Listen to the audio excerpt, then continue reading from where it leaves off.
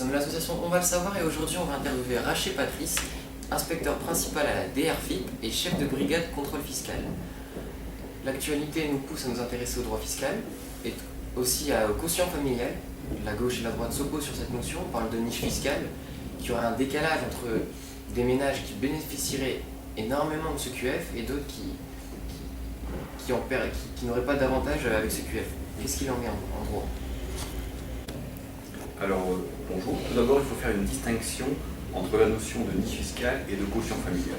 Ce qu'on appelle une niche fiscale actuellement, c'est le bénéfice qu'avaient les jeunes mariés et les jeunes pacsés de l'année à effectuer 3 déclarations fiscales pour un seul exercice fiscal. Cet avantage, il est prévu dans la loi de finances pour 2011, donc celle qui va être mise en œuvre pour les impôts 2012, de supprimer cette niche fiscale qui donc permettait un gain de 500 millions d'euros d'impôts au niveau de tous ces jeunes mariés ou jeunes pacsés. Actuellement, il faudra maintenant choisir, soit on se considérera marié toute l'année, soit pacsé toute l'année, et non plus 3 déclarations avant et après l'événement. Concernant le quotient familial, le problème est un peu plus complexe et le débat, je dirais, fait un peu rebond en ce moment en période électorale. L'histoire est qu'aujourd'hui, l'impôt sur le revenu en France, tout le monde le sait, est un impôt progressif.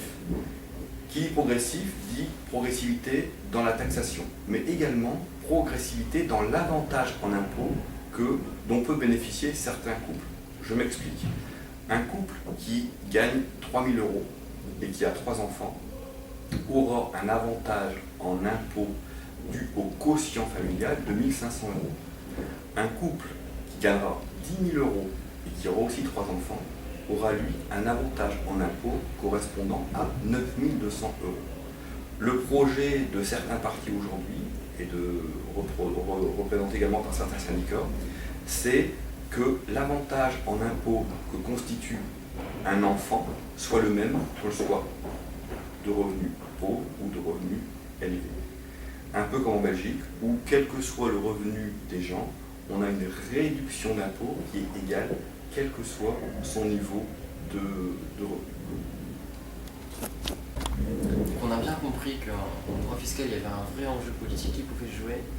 Est-ce que la CSG, contribution sociale généralisée, et l'IR, on aborde ces deux thèmes en parlant de fusion, quel serait l'intérêt? Est-ce qu'il y aurait un intérêt à fusionner la CSG et l'IR? Alors la fusion CSG-IR est également un gros sujet d'actualité actuellement. Pourquoi? Parce qu'il regroupe plusieurs problématiques. Première problématique, on parle de plus en plus, depuis quelques années, d'une retenue à la source qui remplacerait la déclaration annuelle telle qu'elle se pratique aujourd'hui. Appliquer la CSG sur l'ensemble des revenus, c'est pratiquer cette retenue à la source, puisque un salarié, qui est quand même la plus grosse catégorie de revenus aujourd'hui, verrait directement son impôt prélevé sur sa rémunération au lieu d'avoir un impôt qui est à payer en N+1. Le problème inhérent à cette mise en place serait l'année de transition.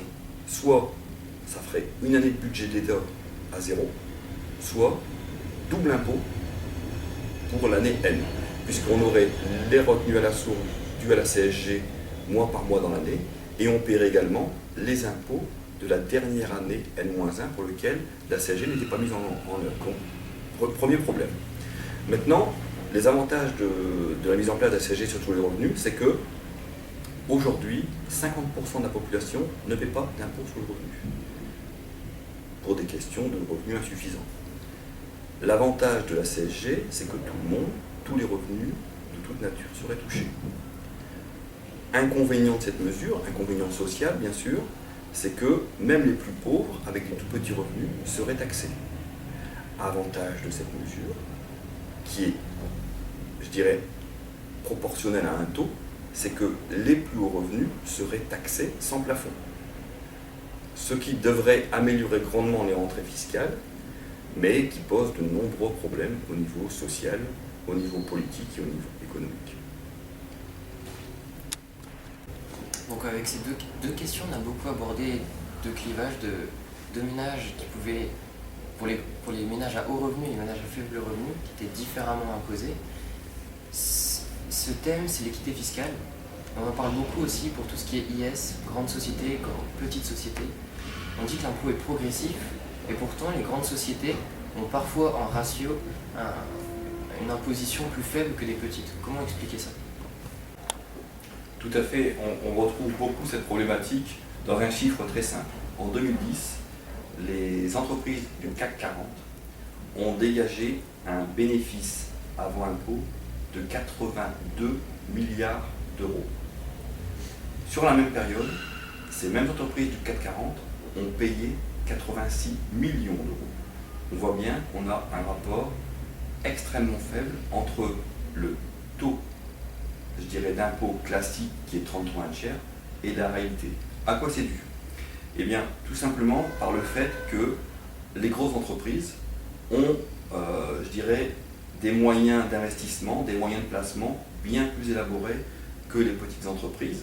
Ainsi, il existe des mesures fiscales telles le crédit impôt recherche, le crédit impôt formation, qui bénéficient aux grosses sociétés et qui leur font bénéficier de grosses réductions d'impôts. Qui plus est, ces grosses sociétés sont souvent conseillées par d'éminents spécialistes qui les poussent à faire des placements offshore. L'exemple le plus flagrant étant bien sûr l'entreprise Total, entreprise la plus bénéficiaire en France et pourtant qui ne paie quasiment pas d'impôt en France, si ce n'est la TVA, mais en tant que, je dirais, percepteur et non pas en tant qu'impôt sur le revenu, impôt sur les sociétés. Le taux moyen des grosses entreprises est généralement, selon le spécialiste, alors qu'il devrait être de 33 1/3, entre 10 et 18%. Les petites sociétés, elles, on s'accorde à dire qu'elles sont taxées à hauteur de 25 à 40%. Donc effectivement, il y a un sentiment de malaise au sein des PME qui s'estiment un peu être les vaches à lait de l'impôt sur les sociétés, mais cela s'explique par des situations ou conjoncturelles ou par le biais, comme je l'ai expliqué juste avant, de niches fiscales, si on peut exprimer ainsi, que constituent les crédits d'impôt et les mesures de défiscalisation pour aider justement les grosses entreprises à investissement.